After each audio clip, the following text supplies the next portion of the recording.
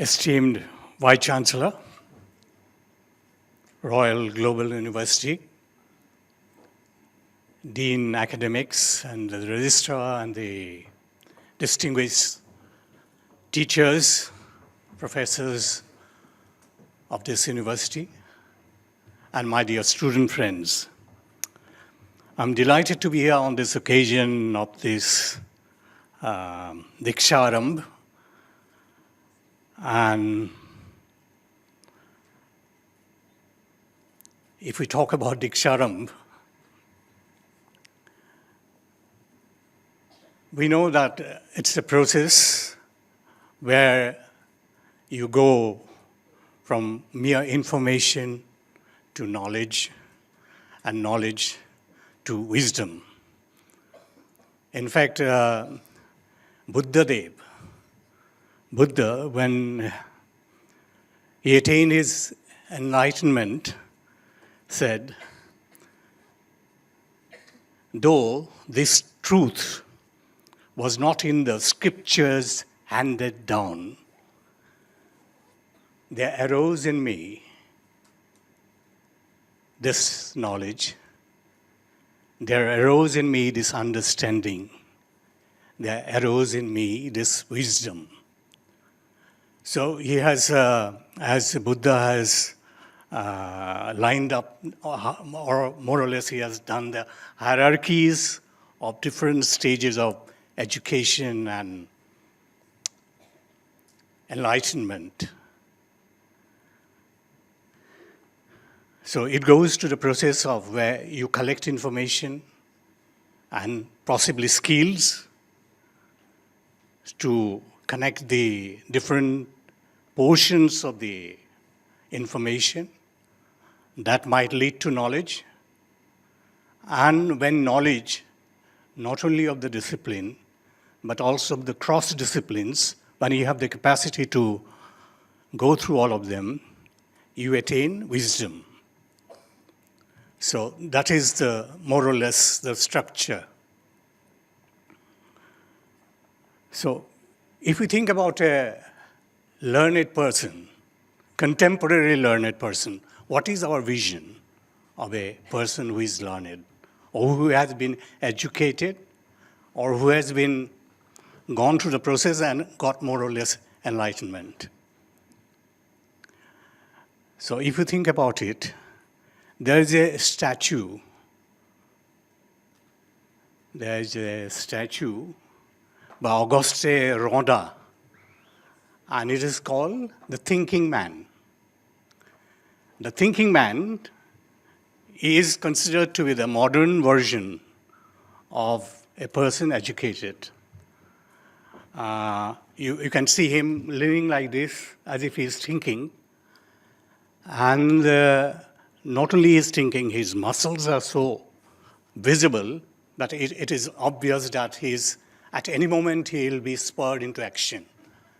So thoughts leading to action, and then there is a profound smile in his face, which people say that it is coming because of the wisdom. So that is the vision of a person who has got Diksha, the enlightenment. So from Siksha to Diksha, that is the process you are coming through. And you all have come to the university, and we know that the universities are sacred spaces where you cultivate your mind. And there's a special place where you cultivate your mind in such a way that you cross these various stages of the hierarchies of going through from Siksha to Diksha. Now, in Oxford University, at one point of time, there was a student called P.B. Shelley, which you might have all heard of. P.B. Shelley was in University College, and during his first year itself, he wrote a pamphlet, The Necessity of Atheism. And because of that, he immediately came into conflict with the authorities of the university, which was the church. And church said that you have to withdraw this, or otherwise you cannot go on in this university. And Shelley said that, well, I have written this with full conviction, so how can I withdraw? It is not possible. It will be a dishonesty on my part if I withdraw now. Then the university authorities said, but we have also our hands are also tied, and we have to expel you. So P.B. Shelley was expelled from the university. So he could not complete his studies.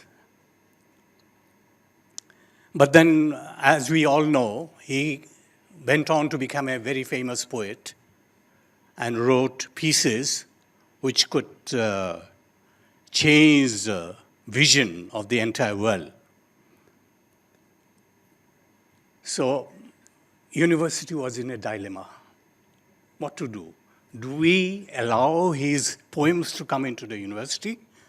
Do we allow the poems to come into university of a person who has been expelled from the university?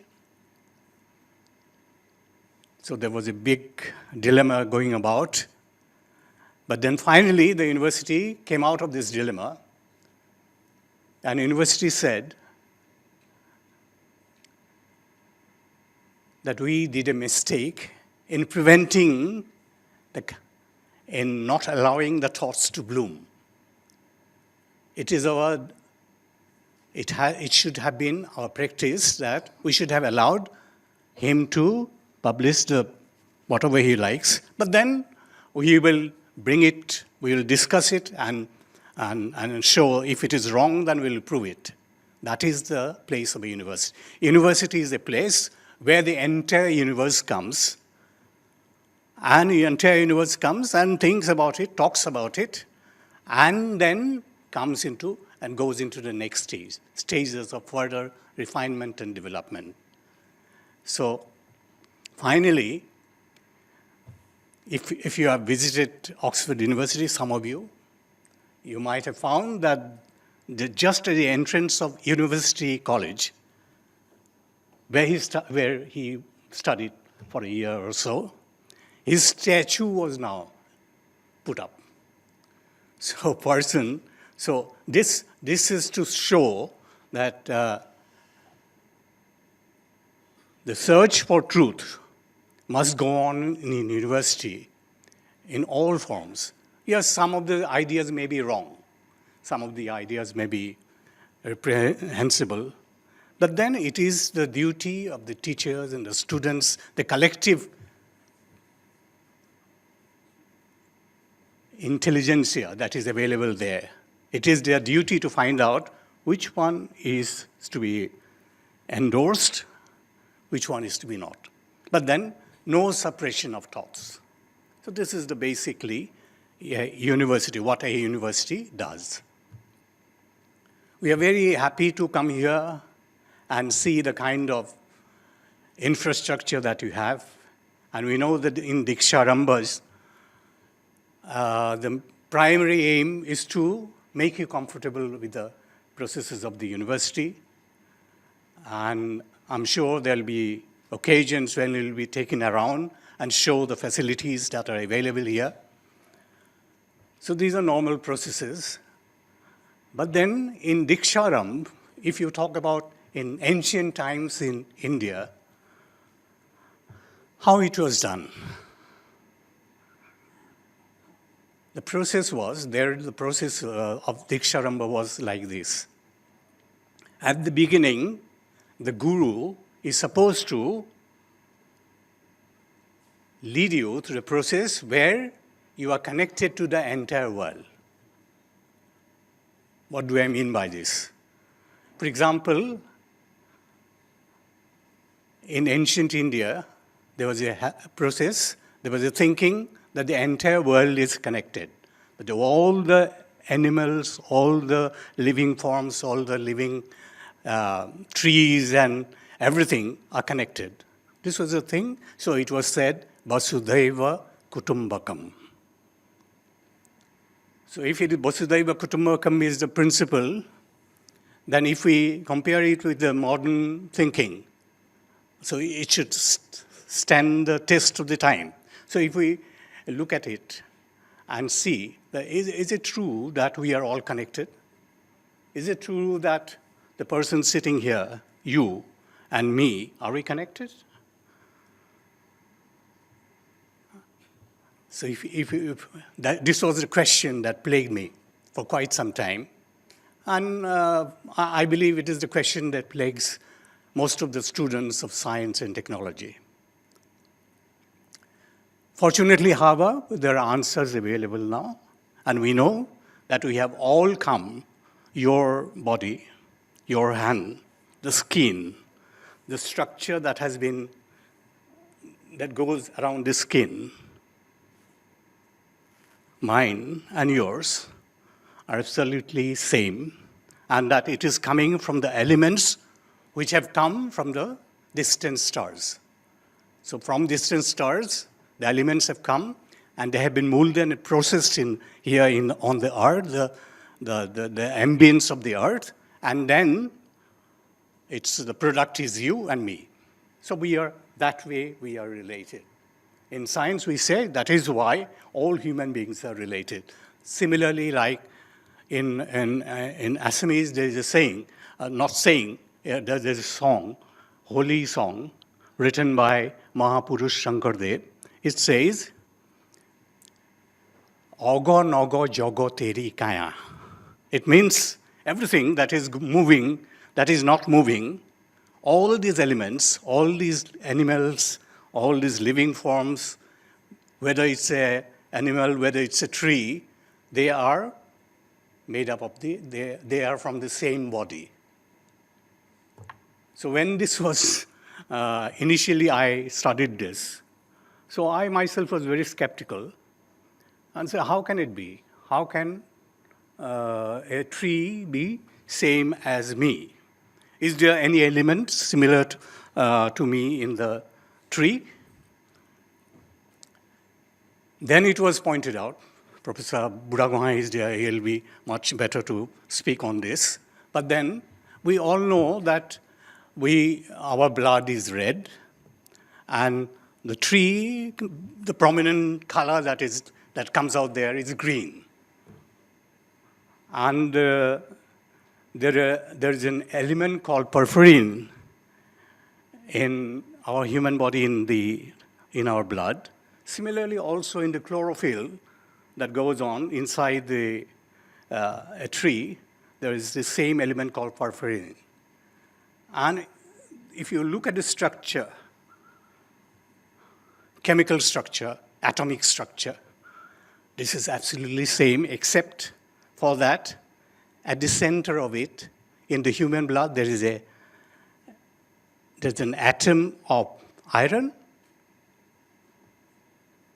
and in case of the trees or the plants, other portions of structures are the same, only the atom of iron is replaced by one atom of magnesium. So this brings out the green color, and otherwise we are basically same as trees.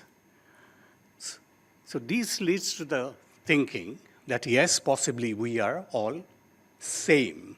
We are all that is why a section of scientists believes that we are all one. And if we are all one, if we are all connected, then comes this question of if we are all related like a family, then we need to have some kind of kindness or some kind of feeling inside us which is similar to empathy. This was the belief. And in all ancient Diksharambas, gurus used to point out this itself, that we are all one. Their view was somewhat they did not use the scientific jargon of today, but then they also believed that we are all one, and there needs to be kindness amongst all of us. And this is the feeling that has driven Gandhiji. This is the feeling that driven Mother Teresa, for example. And Mother Teresa, you possibly know that there's a famous incident when she went to a wealthy businessman looking for some fun for the distraught kids, which she was putting up in a home, so-called home, sacred home. And then the businessman, in his arrogance, spitted on her. When this was done, so she took her sari and said, okay, this was for me. This spit is for me, so I accept it. But then now I again place the other part of my sari. Now give it for my students. So this is the kind of kindness, and this is the kind of spirit of unity that leads to greatness. Yes, knowledge itself is good, but knowledge itself can also lead to Ravanas.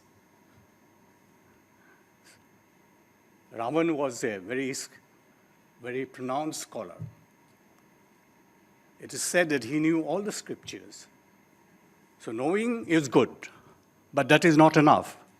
You have to mix it with this knowledge that we are all related, that we are all one, and that we need to cater to this principle of empathy.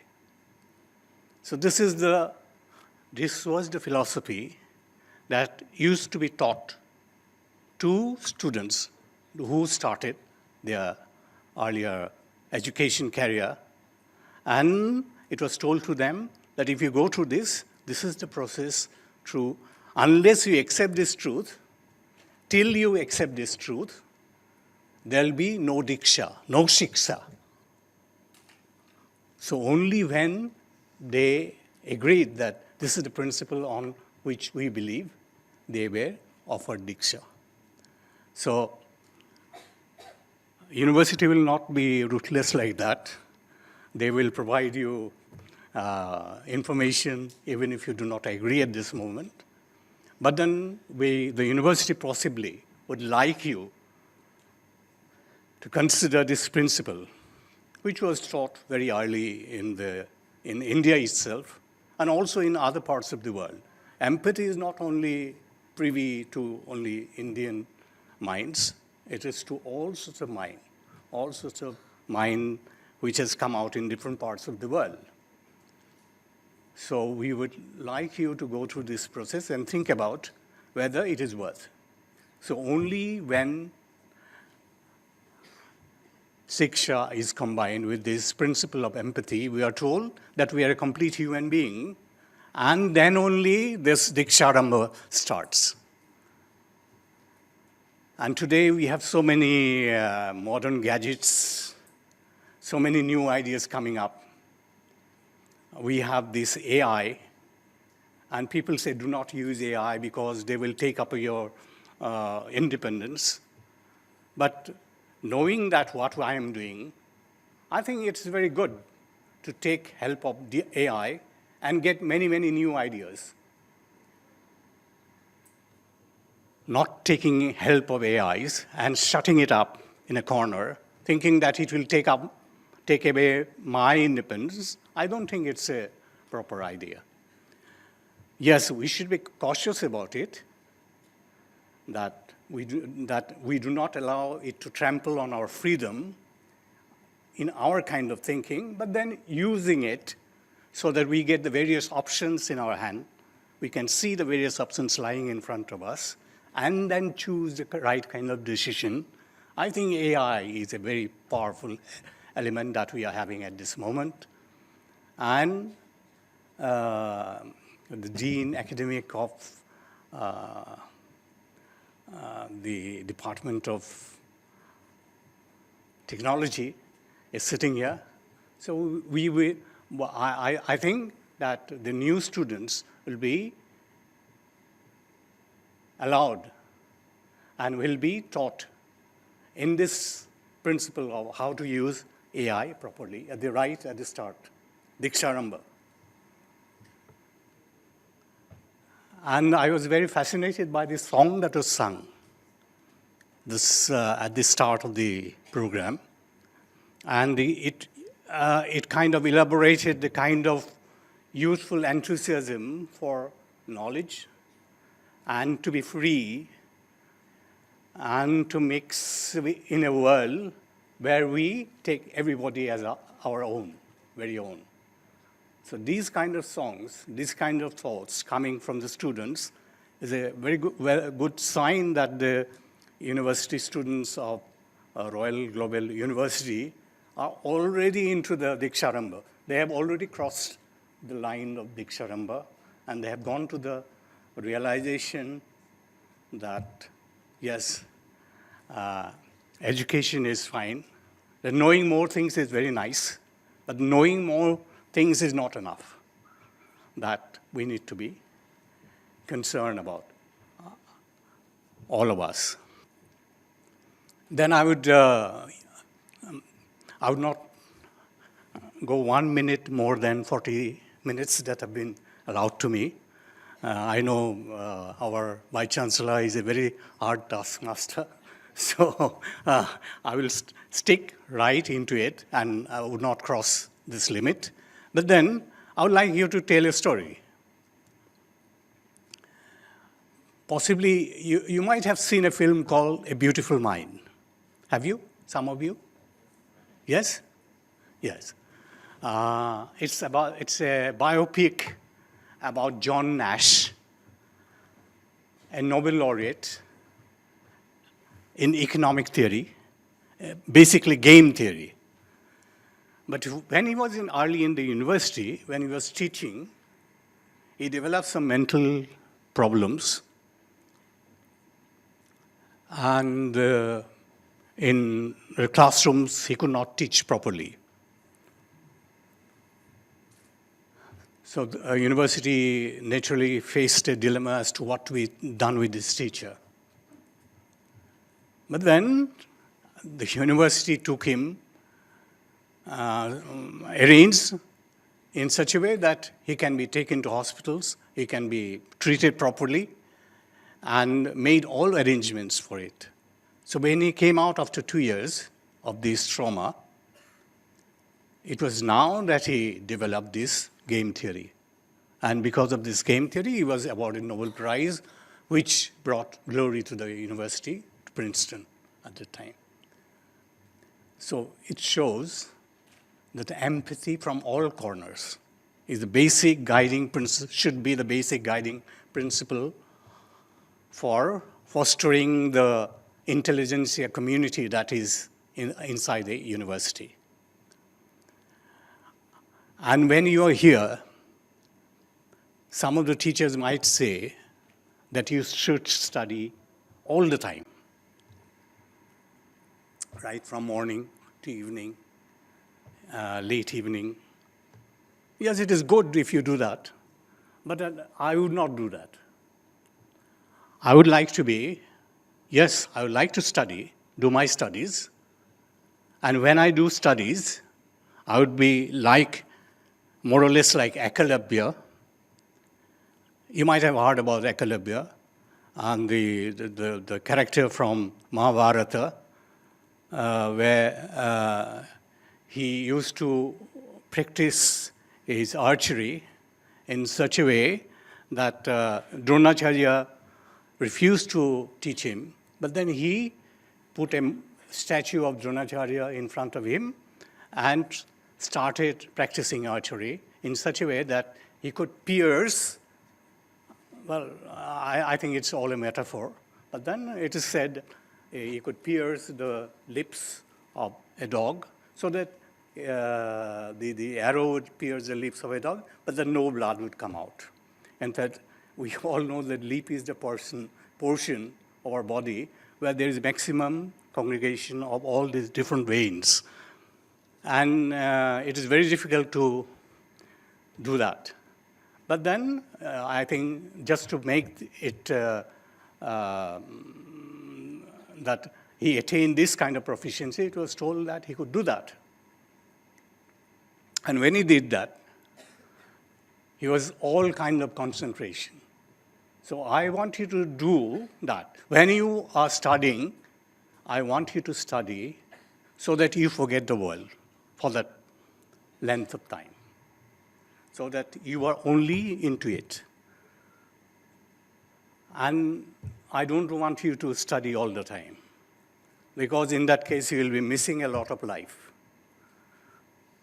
There's a poem, I think that literature students will be better to point it out, and that there's a poem by T.S. Eliot who said, where is the life lost in living? Where is wisdom lost in knowledge? Where is wisdom lost in, or where is knowledge lost in information? So we want you to enjoy life. We want you to sing and dance and enjoy life, enjoy university, the facilities that have been created. We want you to take full advantage of it. But when it comes to studying, we want to engage you. We want that you should engage in such a way that you forget the entire world, that it is only you and the books and the relators in front of you and the ideas.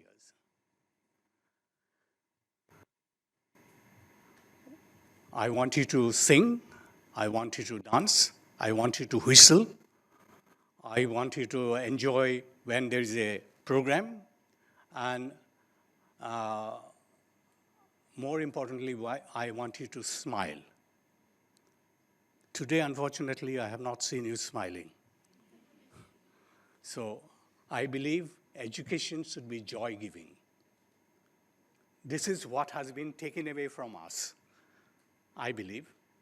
When you go to convocations, somehow we are made to sit for hours looking absolutely gloomy, I would say, serious, as if that is life. So we want you to think about it, the university, students, how to organize the future convocations, for example. Yes, convocations should be serious business, but then that it does not mean that you give up life. So life should be brought into all parts of academic activity. I do not know whether you would agree with me on this theme, but then I honestly feel that this is the way a student can really enjoy his studies, his life, his quest for new knowledge, and that is why I would prescribe this. Thank you. Thank you so much.